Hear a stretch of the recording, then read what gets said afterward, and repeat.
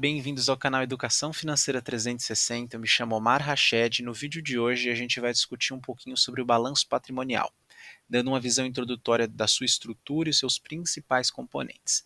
A ideia nesse vídeo não é a gente aprofundar nas linhas financeiras que compõem o balanço patrimonial ou eventualmente nos indicadores que a gente pode calcular com base nesse demonstrativo, mas sim dar uma visão um pouco mais introdutória do que é o balanço patrimonial, sendo esses outros temas tratados em vídeos posteriores. Bom, vamos começar com a discussão sobre o que é o balanço patrimonial. O balanço patrimonial é um demonstrativo financeiro que as empresas costumam fazer no final de um período contábil e que reflete, naquele momento, qual é a posição financeira da empresa. Essa posição financeira ela é retratada em termos de ativos, passivos e patrimônio líquido e segue a equação fundamental do balanço patrimonial, na qual ativos, que na imagem abaixo é a parte da esquerda, seria igual a passivos mais patrimônio líquido, as partes aqui da direita. Repassando rapidamente o que são ativos. Ativos são aqueles recursos que a empresa possui e que têm um valor econômico para a empresa, ou seja, eles podem ser convertidos em dinheiro ou futuramente gerar benefícios para a empresa. Já passivos são obrigações financeiras que a empresa possui com o terceiro, e patrimônio líquido, seguindo a equação fundamental do balanço patrimonial, seria a diferença entre ativos e passivos, representando a participação societária dos acionistas dentro da empresa. Bom, agora a gente vai falar com um pouquinho mais de detalhes sobre a estrutura do balanço patrimonial.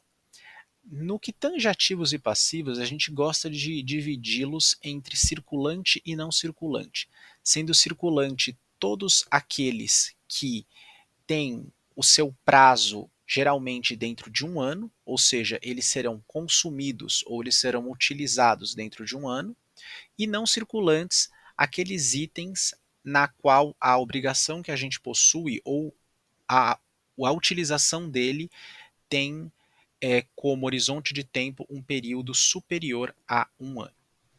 Vamos começar então a nossa discussão falando um pouquinho sobre os ativos circulantes. Bom, os ativos circulantes nada mais são do que, como falamos, itens que podem ser facilmente convertidos em dinheiro ou consumidos dentro de um ciclo operacional, que geralmente é um ano. Aqui a gente vai encontrar itens como caixa, equivalentes de caixa, contas a receber, estoques e investimentos de curto prazo.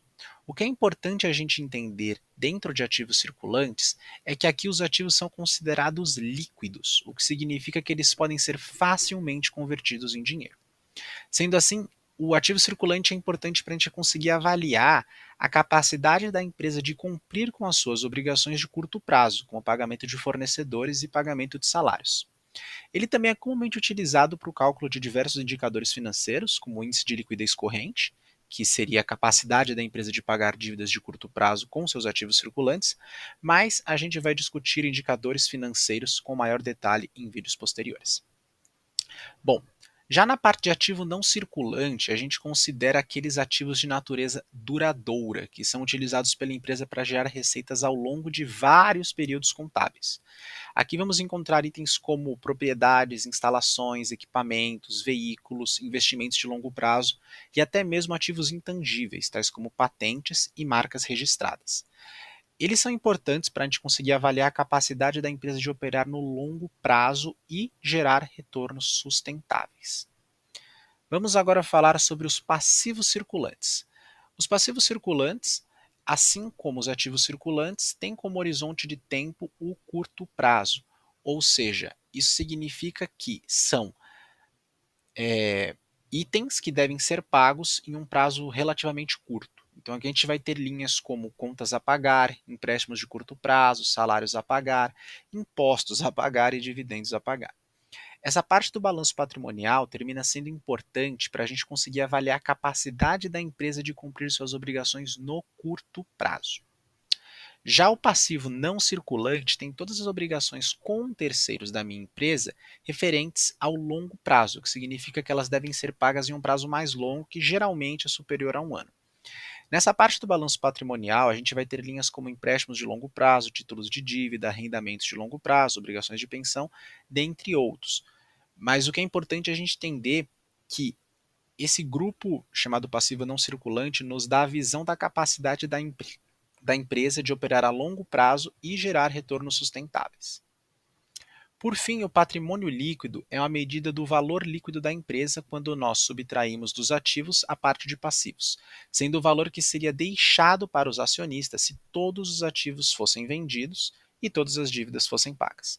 Ele é composto por diferentes elementos, como capital social, reservas de lucros, lucros ou prejuízos acumulados, e é uma medida muito importante para a gente determinar a saúde financeira de uma empresa, sendo frequentemente utilizado para avaliar a capacidade de retorno para os acionistas. Bom, gente, para o vídeo de hoje seria isso. Nós vamos falar sobre indicadores financeiros usando o balanço patrimonial e entrar um pouco mais em detalhe nas linhas financeiras do balanço patrimonial em vídeos posteriores, mas por hora seria isso. Qualquer dúvida, por favor, deixe nos comentários e até a próxima. Um forte abraço.